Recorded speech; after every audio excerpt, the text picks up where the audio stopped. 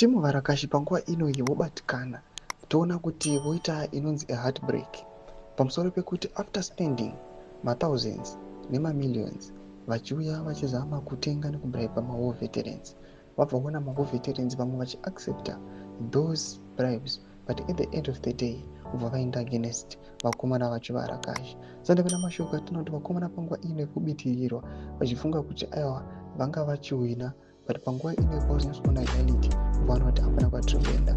Saka pana mashoko andanyorwa pana vakomana vemarakashi for ED my first go subscribe or like out on the bell icon. Unamposta this picture namukona mudanyira achiti Zimbos, we are so unthankful.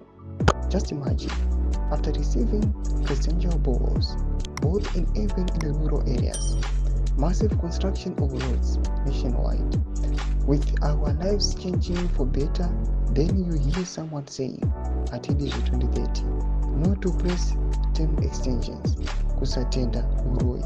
Ndomashikana chitogona wakomana vachiti aiwa takaita zvese zvavari kutaura chiti yemapresidential balls and the likes zvakona kufensa aiwa zvaibuda kubenefita makokutirenzwa kuti vakwanise kubraibiwa kuti vakwanise kuadopta the 2030 agenda. Vanenge vachitaura nhau dzemassive road